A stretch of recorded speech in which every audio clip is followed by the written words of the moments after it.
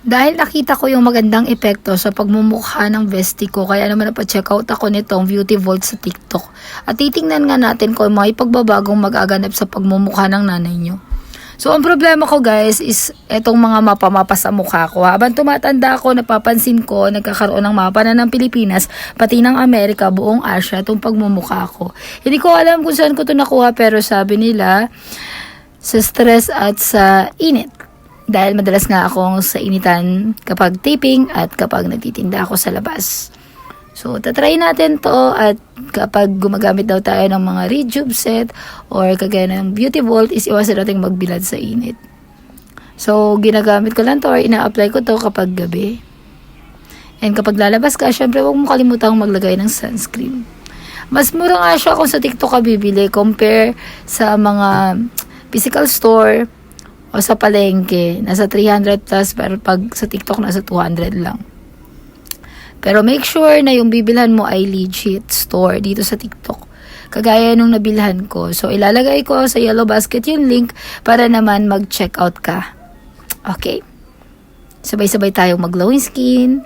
And, i-upload ko rin dito yung mga updates sa day by day na pagbabago ng pagmumukha ng nanay nyo.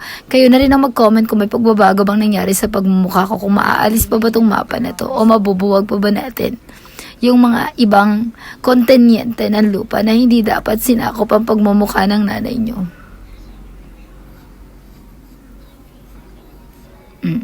Ayan. Habang tumatagal nga, nararamdaman ko na ang tiis ganda. Medyo mahapdi-hapdi na siya, pero tiisin mo lang. I-massage mo yan. Deserve mong i-massage mo yan para mapantay yung espalto ng pagmumukha natin.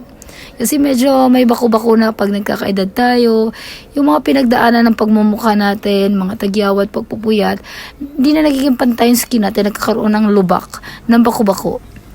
Haguring mabuti para pumantay, bestie. Paano siya?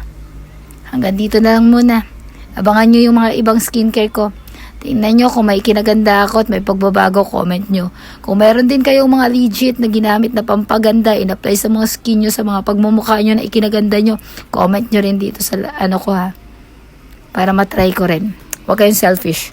Okay? Ito po ang inyong pambansang nanay, Queen Manilina. Kapag walang taping, nagla-live selling. Mag-check out din ko sa live ko ha. Pag may time. And don't forget to follow. May YouTube channel nga pala ako. Road to 30,000 na tayo.